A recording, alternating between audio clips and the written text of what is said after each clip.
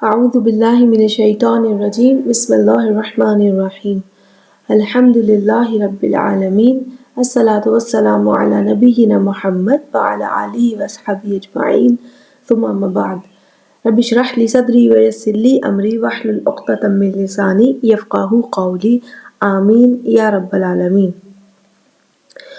القاریہ ما القاریہ وما ادراک ما القاریہ۔ اس سورت کی پہلی 3 آیات میں ایک ہی لفظ ریپیٹ ہو رہا ہے، اسی پہ اس سورت مبارکہ کا نام ہے القاریہ۔ اس لفظ کو سمجھنے سے اس سورت کا ابتدائی حصہ یعنی فرسٹ پارٹ سمجھ میں آ جائے گا۔ قاریہ کا لفظ قرع سے ہے، قاف را عین قرع، اور قرع کا معنی کیا ہوتا ہے؟ اولاً ضرب الشیء بالشیء، سب سے پہلے اس کے معنی کا حصہ ہے ایک شے سے دوسری شے کو چوٹ لگانا، ہٹ کرنا۔ اس فزیکل ورلڈ میں جب 2 چیزیں آپس میں ٹکراتی ہیں تو آواز نکلتی ہے۔ دوسرا معنی صوت کا ہے، ساؤنڈ، آواز، اور جب بھی کوئی آواز سنائی دے تو سننے کی حس رکھنے والے متوجہ ہوتے ہیں، جیسے انسان، جانور۔ تیسرا معنی مفاجئے کا ہے، متوجہ ہونا، چونک جانا، to be surprised by the sound۔ اس لفظ میں 3 معنی موجود ہیں، ضرب، صوت اور مفاجئے، ہٹ کرنا اور اس کی وجہ سے آواز کا نکلنا اور دوسروں کا متوجہ ہونا۔ جیسے مثال کے طور پہ قرع باب المنزل، گھر کا دروازہ کھٹکھٹانا۔ پہلے زمانے میں ڈور بیلز نہیں ہوتی تھی، گھر کے دروازے کے باہر لوہے کی ایک زنجیر یا کنڈا لگا دیتے تھے تاکہ نوک کیا جا سکے۔ جب کوئی دروازے کے کنڈے کو دروازے پر مارے تو اسے کیا کہیں گے؟ ضرب الشیء بالشیء، ایک شے سے دوسری شے کو ٹکرانا، یہ پہلا معنی ہو گیا۔ پھر اس سے آواز پروڈیوس ہوگی، ناکنگ ساؤنڈ، یہ صوت ہوگی، آواز، اور گھر کے اندر بیٹھے لوگ متوجہ ہوں گے، یہ مفاجئہ ہو گیا۔ اگر گھر کے باہر کوئی لڑنے نہیں آیا تو وہ زنجیر بھی نارمل انداز میں بجائے گا اور اس سے آواز بھی نارمل لیول کی پیدا ہوگی، اور گھر والے چونکیں گے نہیں بلکہ متوجہ ہوں گے کہ باہر کوئی ناک کر رہا ہے، someone is outside۔ اس کے مقابل قرع طبل قبل الحرب، جنگ سے پہلے ڈرمز بجانا، یعنی ڈرم سٹکس کو ڈرمز پر بیٹ کرنا۔ کیا یہ آرام سے بیٹ کیے جائیں گے؟ نہیں، یہ ضرب شدید ہوگی، اور اس سے جو آواز پیدا ہوگی وہ بھی زوردار، تاکہ تمام صفوں میں اعلان ہو جائے جنگ شروع ہونے لگی ہے، تاکہ دشمن تک بھی یہ آواز پہنچ جائے ہم مقابلے کے لیے پوری طرح تیار ہیں۔ اس زوردار آواز میں صرف متوجہ کرنے کا پہلو نہیں ہوگا بلکہ چونکا دینے کا پہلو بھی ہوگا، ساتھ ہی یہ آواز خوف بھی پھیلائے گی۔ جتنی زور کی ضرب ہوگی یعنی ہٹنگ، چوٹ، اتنی زور کی آواز ہوگی اور اتنا ہی وہ چونکائے گی اور فضا اور خوف بھی پیدا کرے گی۔ جیسے ایک اور مثال ہے کہ پہاڑوں کے پتھروں کو توڑنے کے لیے بلاسٹنگ کی جاتی ہے، ٹنلز بنانے کے لیے بلاسٹنگ کرتے ہیں۔ دھماکہ خیز مواد زور سے پہاڑی چٹانوں سے ٹکراتا ہے اور اس سے زوردار آواز پیدا ہوتی ہے جس سے ارد گرد کے لوگوں کے دل دہل کر رہ جاتے ہیں۔ یہ قرع لفظ کا حقیقی زندگی میں استعمال ہے۔ یہی لفظ مجازی معنوں میں بھی استعمال ہوتا ہے، فگریٹو میننگ میں۔ جیسے سورۃ الحاقہ میں اللہ تعالیٰ نے فرمایا کذبت ثمود وعاد بالقاریہ، قوم ثمود اور عاد نے القاریہ کو جھٹلایا۔ یہاں اس آیت میں قاریہ کا لفظ دنیاوی عذاب کے لیے آیا، کیونکہ اس کے بعد کی اگلی 2 آیات میں بیان ہے کہ قوم ثمود کیسے ہلاک ہوئی اور قوم عاد کیسے ہلاک ہوئی۔ یہاں ضرب الشیء بالشیء کیا ہے، یعنی کیا شے ٹکرائی ہے؟ فگریٹیولی اگر سمجھے تو عذاب ٹکرایا قوم ثمود اور قوم عاد سے، یہ مجازی معنی ہے۔ اس میں آواز تھی، ہاں، صاخہ کی، گرج کی آواز تھی، اور اس سے کیا لوگ چونک کے بالکل، بلکہ دہل کر رہ گئے، ہل بھی نہ سکے۔ It was their last moments on earth۔ یہ تو دنیاوی قاریہ کی بات تھی جس کا ذکر سورۃ الحاقہ میں ہے۔ یہاں سورۃ القاریہ میں قاریہ کا لفظ قیامت کے نام کے لیے استعمال ہوا۔ آخرت کے کئی نام ہیں جو قرآن میں استعمال ہوئے ہیں، جیسے الحاقہ، القاریہ، الطامۃ الکبریٰ، یوم الدین، یوم القیامہ۔ تو اصل میں قیامت کیا ہے؟ قیامت ایک دن ہے، ایک ٹائم ہے، خاص وقت۔ قاریہ آخرت کے لمحے جب مخلوقات سے ٹکرائیں گے۔ کیا اس میں آواز ہوگی؟ ہاں، نفخ فی الصور، سور پھونکا جائے گا۔ یہاں مینشن نہیں ہے لیکن قرآن کے مزید مقامات سے ہمیں معلوم ہے۔ اور کیا اس میں مفاجئے کا، سرپرائز کر دینے کا، چونکا دینے کا پہلو ہوگا؟ بالکل، لوگ اس وجہ سے گھبرائے ہوئے قبروں سے نکلیں گے۔ یہ ہے قاریہ لفظ کو ایک مرتبہ کہنے کا معنی، ایک مرتبہ استعمال، ضرب، صوت اور مفاجئے کی کیفیت۔ القاریہ۔ اس کے بعد ہے مل قاریہ، کیا ہے یہ قاریہ؟ ذرا سوچو اس کے بارے میں، اس کی انٹینسٹی، اس کی چوٹ کی آواز اور اس سے جو شدت پیدا ہوگی، خوف کی، چونکا دینے کی۔ اور اس کے بعد اگلی آیت میں اللہ تعالیٰ نے فرمایا ہے وما ادراک مل قاریہ، تم کیا جانو کہ یہ قاریہ ہے کیا؟ تمہارے ذہن میں اس کی انٹینسٹی امیجن ہی نہیں ہو سکتی۔ دوسری آیت میں اللہ تعالیٰ نے پرووک کیا سوچنے کے لیے، مل قاریہ، کیا ہے یہ قاریہ، ذرا سوچو۔ اور اگلی آیت میں فرما دیا وما ادراک مل قاریہ، یو کانٹ امیجن اٹ، کیونکہ انسانیت نے ایسا ڈیزاسٹر کبھی دیکھا ہی نہیں جس میں آسمان، زمین، پہاڑ، سورج، چاند، ستارے سب اکٹھے افیکٹ ہو رہے ہو۔ اسی لیے وما ادراک مل قاریہ، یو کانٹ امیجن اٹ۔ یہ ہے پہلی 3 آیات۔ اس کے بعد ہے یوم یکون الناس۔ اب دیکھیں یوم کا ذکر ہے، دن کا۔ قاریہ خاص وقت ہے جو ٹکرائے گا، مگر اس سے آسمان پر، زمین، سورج، چاند، ستاروں پر کیا ایفیکٹ ہوگا، اس کا اس صورت میں کوئی ذکر موجود نہیں ہے۔ قرآن کے دوسرے مقامات پر ذکر ہے قیامت پہ آسمان اور زمین کا کیا تبدیلی ہوگی، یہاں صرف 2 مخلوقات پہ قاریہ کا ایفیکٹ کا ذکر ہے۔ یوم یکون الناس، یہ دن، یہ لمحے جب انسانوں سے ٹکرائیں گے تو ان کا کیا حال ہوگا۔ وتکون الجبال، یہ لمحے جب پہاڑوں سے ٹکرائیں گے ان کا کیا حال ہوگا۔ یوم یکون الناس کالفراش المبثوث، اس دن انسان ہوں گے فراش کی طرح، بکھرے ہوئے پتنگوں کی طرح۔ وتکون الجبال کالعہن المنفوش، اور پہاڑ کیا ہوں گے، روئی کی طرح۔ تو یہاں تک اس صورت کی سمجھ میں آگئی ہوگی کہ القاریہ کیا ہے۔ قاریہ وہ لمحہ قیامت کا جب اس کائنات سے ٹکرائے گا، ہر مخلوق پر اثر ڈالے گا، لیکن اس صورت میں صرف انسانوں اور پہاڑوں پر اس کے اثر کا ذکر ہے۔ تو پہلے کیا ہے، پہلے انسانوں کا ذکر ہے۔ یوم یکون الناس کالفراش، کہ انسانوں کا کیا حال ہوگا کہ وہ فراش مبثوث کی طرح ہوں گے۔ فراش کسے کہتے ہیں؟ یہ لفظ فراشین سے ہے، فرش۔ ایک اس لفظ کا حقیقی استعمال ہے اور ایک مجازی استعمال ہے۔ حقیقی معنی میں فرشا یعنی کہتے ہیں بسطا، پھیلا دینا، بچھا دینا۔ جیسے عربی میں استعمال کرتے ہیں اس کو فرشت الاسنان، اسے ٹوتھ برش کو کہتے ہیں کیونکہ وہ ٹوتھ پیسٹ کو دانتوں پر پھیلا دیتے ہیں۔ اسی طرح کہتے ہیں فرشت الدہن، پینٹ برش، کیونکہ وہ پینٹ کو دیوار پر پھیلانے کے کام آتے ہیں۔ مفرش الطعام، ڈائننگ کلوتھ کو کہتے ہیں، ڈائننگ کلوتھ جس کو بچھا کر کھانا کھاتے ہیں۔ اسی طرح عربی میں اس لفظ کو استعمال کرتے ہیں فرش الطائر جناحیہ، پرندے نے اپنے پر پھیلائے۔ پھیلا دینا، بچھا دینا، یہ حقیقی معنی ہے فرشا لفظ کا۔ دوسرا مجازی معنی ہے، فگریٹو میننگ، استعارتاً، تشبیہاً اس لفظ کو کیسے استعمال کرتے ہیں۔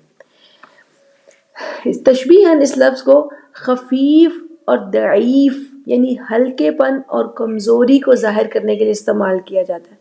جیسے ہم اردو میں بھی کہتے ہیں کہ خالق کے سامنے خود کو بچھا لینا، یعنی خود کو کمزور محسوس کرنا، اس کی طاقت کو ماننا۔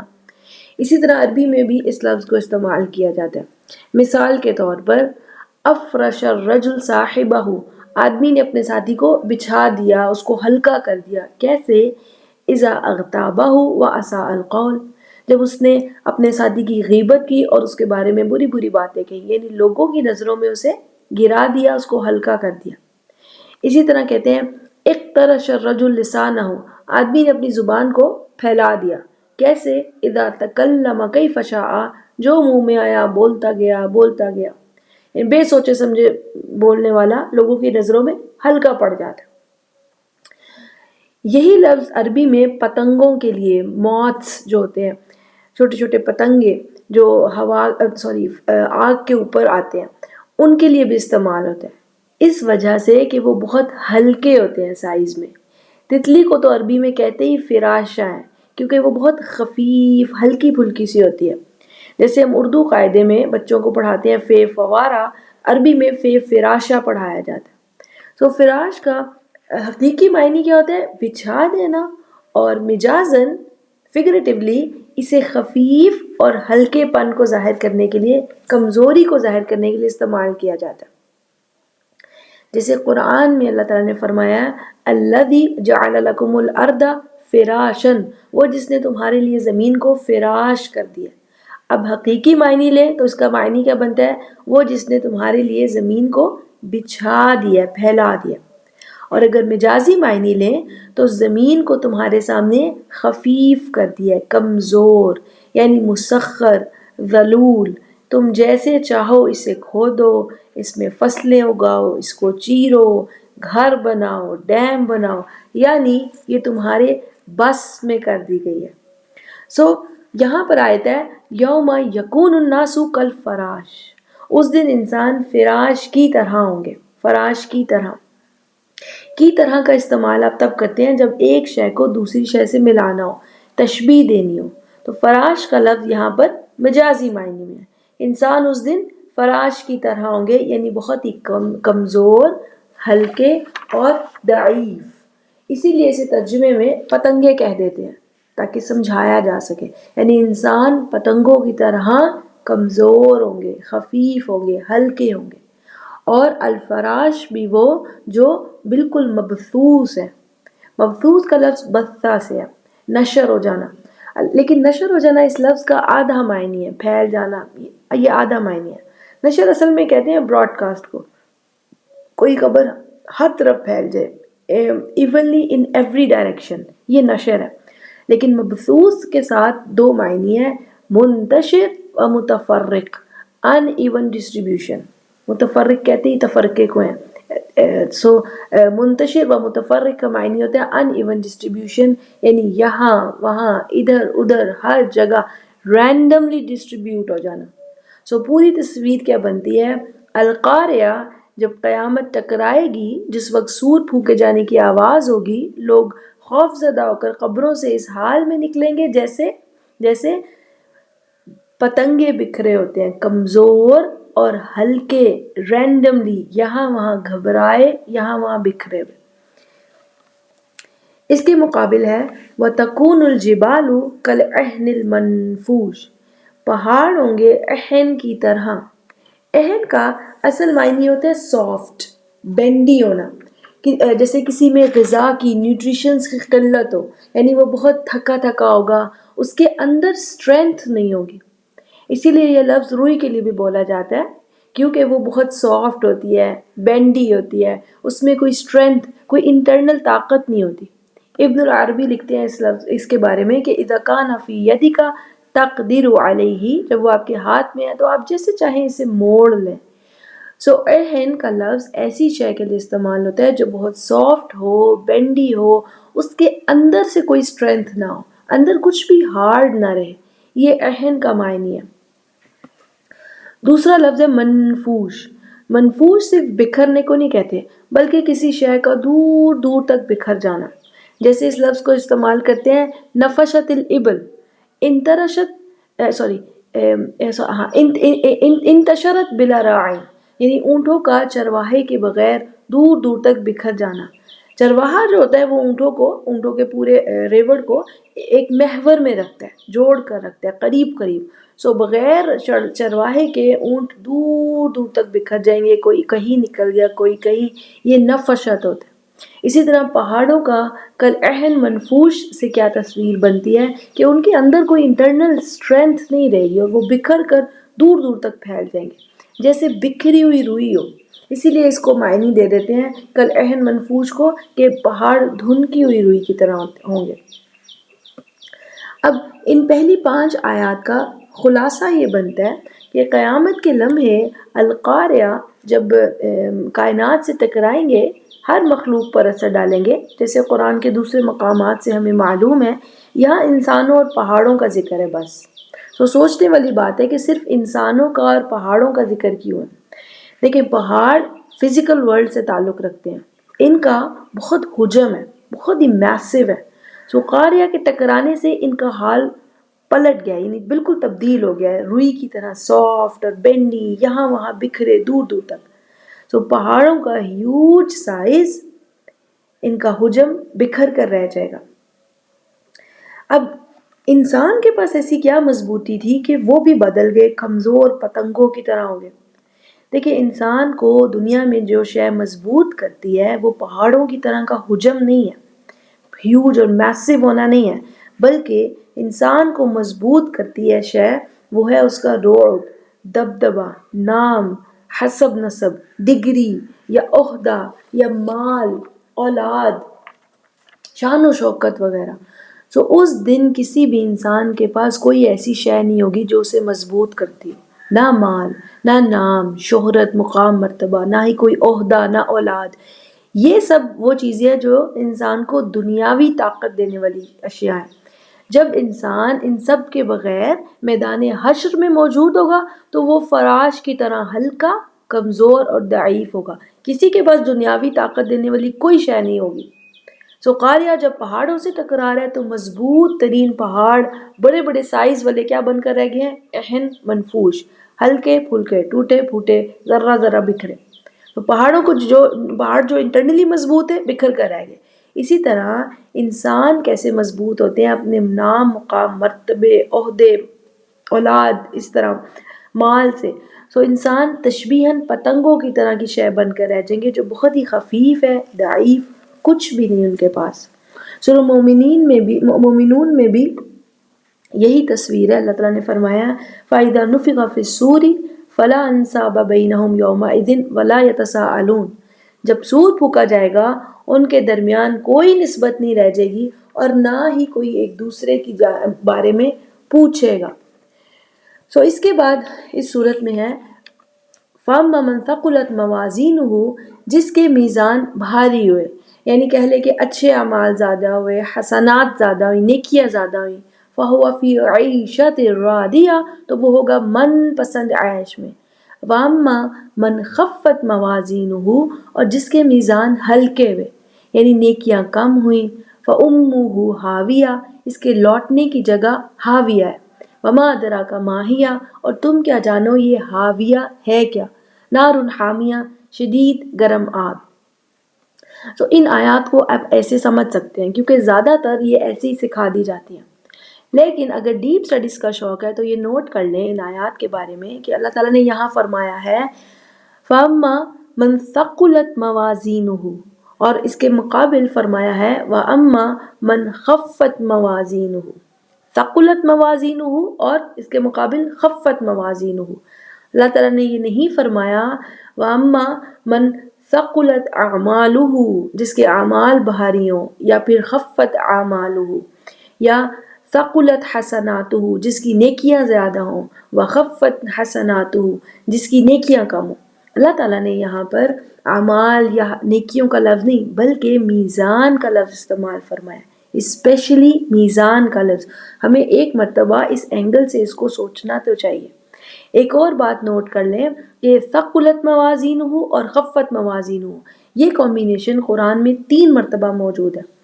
ایک سورۃ الاعراف کے آغاز میں آیت نمبر 8 اور 9، اور دوسرا سورۃ المومنون کے آخری حصے میں آیت نمبر 102 103۔ تو کھول کر ضرور پڑھیے گا، وہاں بھی یہی الفاظ موجود ہیں۔ اور تیسری مرتبہ یہ کمبینیشن ثقلت موازینہ اور خفت موازینہ سورۃ القاریہ میں۔ تو جو شاید 3 مرتبہ قرآن میں ریپیٹ ہوئی ہے اس کو تھوڑا سا ڈیپلی ضرور سوچنا چاہیے۔ دیکھیں میزان کسے کہتے ہیں؟ بیلنس کو، ترازو کو، اور میزان کی جمع ہوتی ہے موازن، جو یہاں استعمال ہوا ہے، ملٹیپل ترازو۔ اس لفظ کو سمجھنے کا بہترین طریقہ کیا ہے کہ قرآن اسے کیسے استعمال کرتا ہے یہ سمجھا جائے۔ سورہ رحمان میں اللہ تعالیٰ نے میزان کا لفظ بیان فرمایا۔ اللہ تعالیٰ نے فرمایا وَالسَّمَاءَ رَفَعَهَا، اور اس نے آسمان کو کیا ہی خوب رفت بلندی دی ہے۔ سما کہتے ہیں بلندی کو، ہر شے جو انسان سے اونچی ہے وہ سما ہے، اور اس آسمان کی بلندی ناپ لینا یہ انسان کے بس کی بات نہیں ہے کیونکہ یہ بہت ہی بلند ہے۔ سو اللہ تعالیٰ نے فرمایا وَالسَّمَاءَ رَفَعَهَا، اس نے آسمان کو کیا ہی خوب رفت بلندی دی ہے، وَوَضَعَ الْمِيزَانَ، اور اس نے میزان قائم کیا، بیلنس توازن قائم کیا۔ آسمان کا بیلنس کیا ہے؟ بہت سے ستارے مل کر رہتے ہیں لیکن آپس میں ٹکراتے نہیں ہیں، اور یہ بیلنس، یہ میزان کیسے قائم ہوا ہے؟ رول سے، لاز، قوانین سے۔ ہر شے پہ کچھ نہ کچھ رولز لاگو ہوتے ہیں، ہر شے پر ایک حد مقرر ہے، وہ اس سے آگے نہیں بڑھ سکتی۔ جیسے سورج اور زمین کا آپسی فاصلہ بے مقصد نہیں ہے، اس کی ایک حد مقرر ہے، حد معین ہے، تو کچھ رولز کے مطابق وہ حد ہے جس کی وجہ سے سورج اور زمین ایک خاص فاصلے سے پہ رہتے ہیں اور آپس میں ٹکراتے نہیں۔ یہ ایک بیلنس ہے، اور یہ بیلنس، یہ میزان اگر فکس نہ رہے تو ڈس بیلنس ہو کر وہ یا تو ٹکرا جائیں گے یا زمین کہیں نکل جائے گی، سورج کہیں۔ سو آسمان کا کل نظام بیلنس پر قائم ہے تاکہ وہ نظام چلتا رہے سیم لیسلی۔ اور یہ میزان کیسے قائم ہے؟ رولز، قوانین کی وجہ سے جو اللہ تعالیٰ نے آسمان کو بلندی دیتے ہوئے فکس کر دی ہے۔ آج ہم ان کو فزیکل لاز کہتے ہیں۔ فزیکل لاز، سائنٹسٹ نے یہ لاز بنائے نہیں ہیں، وہ تو جسٹ ڈسکور کرتے ہیں۔ جیسے زمین کی اتنی گریوٹی ہے، سورج کی اتنی گریوٹی ہے، زمین سورج کے گرد اس سپیڈ سے، خاص سپیڈ سے موو کرتی ہے، اگر اس کی سپیڈ میں بیلنس نہ رہے تو یہ اپنے مدار سے نکل جائے گی۔ سورج کا اپنے قریب ترین، سورج ایک ستارہ ہے، سٹار، سو سورج کا اپنے سے قریب ترین ستارے سے 4.3 لائٹ ایئرز کا فاصلہ ہے۔ یہ فاصلہ ان دونوں کو بیلنس کرتا ہے کہ یہ اپنے اپنے مدار میں اپنی اپنی حد میں رہے۔ سو یہ سب کا سب نظام جو آسمان میں ہے وہ قوانین، رولز کے تحت ہے، اور سائنٹسٹ ان کو جسٹ ڈسکور کرتے ہیں، انہیں نام دیتے ہیں، خود بھی سیکھتے ہیں، ہمیں بھی سکھاتے ہیں، مگر یہ سب کے سب مضبوط قوانین اللہ العظیم نے بنائے ہیں۔ ایسا خوبصورت مضبوط بیلنس کے ہر شے اپنے اپنے مدار میں گھوم بھی رہی ہے، کل فی فلک یسبحون، مگر ٹکراتی پھر بھی نہیں ہے۔ سو آسمان کا پورا نظام، قوانین، رولز کی وجہ سے بیلنسڈ ہے۔ یہ آسمان کا بیلنس رول ہے۔ آسمان کی میزان، اب ذرا غور کریں، ہم انسانوں کو اللہ تعالیٰ نے رسالت کے ذریعے قوانین دیے، رولز اینڈ لاز، جسے ہم کیا کہتے ہیں؟ شریعت۔ ان رولز کا، قوانین کا فائدہ یہ ہے کہ انسانوں کے درمیان میزان قائم رہے۔ جیسے ستاروں کے درمیان میزان قائم ہے، وہ آپس میں ٹکراتے نہیں، اسلامی لاز کا یہ فائدہ ہے کہ انسان بھی آپس میں ٹکرائیں نہیں، کسی کی حق تلفی نہ کریں، ایک توازن برقرار رہے رشتوں کے درمیان، سوسائٹی میں، لین دین کے معاملات میں، حقوق و فرائض میں، یہاں تک کہ رب اور عبد کے تعلق میں بھی بیلنس اور توازن قائم رہے۔ سورۃ الرحمن میں اللہ تعالیٰ نے فرمایا وَالسَّمَاءَ رَفَعَهَا وَوَضَعَ الْمِيزَانَ، آسمان کو اس نے بلند کیا اور میزان قائم کیے، بیلنس۔ کیسے؟ رولز کے ذریعے۔ اور اگلی آیت میں اللہ تعالیٰ نے فرمایا اللہ تطغوا فی المیزان، تاکہ تم بھی میزان قائم کرو، تم بھی آپس میں توازن قائم کرو۔ یہ ہے انسانوں کی زندگی کی میزان، کہ انسان اپنی زندگی کے معاملات میں توازن برقرار رکھ سکیں۔ آسمان کو قوانین کے تحت بیلنس کیا گیا ہے، اسی طرح انسانوں کو قوانین، رولز دیے گئے ہیں تاکہ وہ بھی آپس میں ایک میزان قائم کر سکیں۔ کیونکہ فرق یہ ہے کہ آسمان صاحب اختیار نہیں ہے، جو لاز اللہ تعالیٰ نے اس کے لیے بنا دیے ہیں وہ انہی کے مطابق چلتا جاتا ہے، فکسڈ ہے، چلتا جاتا ہے۔ انسان اور جن، کیونکہ سورہ الرحمن میں دونوں ہی مخاطب ہیں، یہ وہ مخلوق ہیں جو صاحب اختیار ہیں، ان کے پاس چوائس ہے۔ سو میزان ہمیشہ بیلنس قائم کرتا ہے، جیسے آسمان کی میزان سٹارز کے درمیان بیلنس قائم کرتی ہے، اسی طرح انسانوں کے درمیان بیلنس ہونا، میزان قائم ہونا ضروری ہے۔ لیکن اگر ہم رشتوں میں بیلنس قائم نہیں کریں گے، اس سے کیا ہوگا؟ فساد، خرابی آئے گی، ایک دوسرے کی حق تلفی ہوگی، تو معاشرے میں کیا ہوگا؟ ظلم۔ اگر حیا ماڈسٹی میں بیلنس قائم نہیں کریں گے، نکاح مشکل اور زنا آسان بنا دیں گے تو ڈس بیلنس کریٹ ہوگا۔ اسی طرح لین دین اور امانتیں لوٹانا، سچ بولنا، اس طرح کے معاملات میں توازن قائم نہیں کریں گے تو ظلم اور فساد کا باعث بنیں گے۔ دین ربانی کا مقصد ہی ہے کہ ایسے رولز دیے جائیں، ایسے لاز جس سے انسان آپس میں بیلنس قائم کر سکیں، آپس میں فساد ظلم کا باعث نہ بنے۔ ایک اور بات نوٹ کر لیں کہ جیسے آسمان میں سورج کا بیلنس صرف زمین سے قائم نہیں ہے، بلکہ سورج کا میزان کا رشتہ باقی سیاروں سے بھی ہے، مرکری سے، وینس سے، جوپیٹر، مارس سے۔ اسی طرح سورج کا توازن کا رشتہ اپنے سے قریبی سٹار سے بھی ہے۔ پھر سورج جس گیلیکسی میں ہے، ملکی وے گیلیکسی، اس میں پورے سولر سسٹم کے ساتھ اپنے سولر سسٹم کے خاص مدار میں گھوم رہا ہے اور اس گیلیکسی کے بلینز آف سٹارز کے ساتھ بیلنس قائم رکھے ہوئے ہیں۔ سو ملٹیپل بیلنسز ہیں جو سورج مینٹین کر رہا ہے۔ اسی طرح انسانوں کو بھی ایک توازن قائم نہیں کرنا، ملٹیپل میزان قائم کرنے ہیں۔ سو میزان کی جمع کیا ہے؟ موازن، جو یہاں سورۃ القاریہ میں موجود ہے، موازین۔ سو فَأَمَّا مَنْ ثَقُلَتْ مَوَازِينُهُ، جس کے بیلنسز ثقیل ہوں گے، بھاری، قوی، اسٹرانگ ہوں گے، یعنی ٹو مچ بیلنس زندگی کے مختلف معاملات میں، جو جتنا بہترین بیلنس کر گیا وہ ہے اما من ثقلت موازینہ، رب اور عبد کے رشتے کو بیلنس کر لیا، صرف لیا نہیں بلکہ اپنے رب کا زبان اور عمل سے شکر بھی ادا کیا، جہاں کمی ہوئی وہاں رب سے گلہ نہ کیا بلکہ صبر کیا اور اپنے رب کے آگے جھکا رہا۔ یہ اس رشتے کا بیلنس ہے، توازن۔ گھریلو معاملات میں، جاب، معاشرتی معاملات میں، رشتوں کے حقوق ادا کرنے میں یہ سب سے مشکل بیلنس ہے۔ اس بیلنس کو قائم رکھا۔ اس طرح کے کئی اور بیلنس ہیں۔ تو جس کے یہ تمام بیلنس ثقیل ہوئے، یعنی too much balance in life, فَهُوَ فِي عِيشَةٍ رَاضِيَةٍ، وہ کیا ہوگا؟ من پسند عیش میں۔ توازن قائم کرنا کبھی بھی آسان نہیں ہوتا، ساری زندگی کی تگ و دو ہے۔ اس لیے انعام بھی ویسا ہی ہے، وہ ایسی زندگی میں ہوگا جس زندگی کا مقصد اب اسے راضی کرنا ہے، کیونکہ وہ ملٹیپل بیلنسز کو مینٹین کرتا تھا، اب زندگی ہر پہلو سے اسے راضی کرنے میں مصروف ہے۔ تو قاریہ ٹکرانے کے بعد انسان کو جو ہلکا پن اور بکھرا پن محسوس ہوگا، ڈس بیلنس، اگر اس نے دنیاوی زندگی میں توازن قائم رکھا ہوگا تو جلد ہی اسے وہ زندگی دے دی جائے گی جس میں توازن ہوگا، ہر زاویے سے اس کے لیے رضا ہی رضا ہوگی، خوشی۔ اس کے مقابل ہے وَأَمَّا مَنْ خَفَّتْ مَوَازِينُهُ، جس کے میزان، زندگی کے بیلنس ہلکے ہوں گے، یعنی زندگی کے ملٹیپل ڈومینز میں اس نے بیلنس نہیں رکھا، ہر زاویے سے زندگی کو ایسے گزارا کہ اس کا پلڑا بھاری رہے، بھلے سے کسی کے لیے مسائل بڑھ جائیں، جیسے اپنے پاس اتنا مال کھینچ لیا کہ اپنی تو نسلیں بھی کھا سکے اور دوسروں کے لیے حال میں بھی کچھ نہ بچے، یہ ڈس بیلنس ہے۔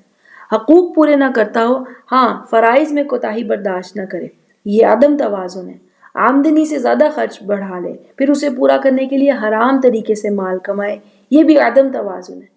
تنخواہ پوری لے مگر کام کے لیے وقت پورا نہ دے، دل لگا کر کام نہ کرے، یہ بھی ڈس بیلنس ہے۔ جیسے سورۃ المطففین میں ہے کہ دیتے وقت کمی کر دے اور لیتے وقت کوشش کرے کہ کچھ زیادہ ہی مل جائے، تو اس سے معاشرے میں برائیاں پھیلتی ہیں اور معاشرہ ڈس بیلنس کا شکار ہوتا ہے، جو اللہ تعالیٰ کبھی بھی پسند نہیں فرماتا۔ جس کی زندگی بہت سے زاویوں میں عدم توازن میں ہوگی، اسے کہتے ہیں خفت موازینہ۔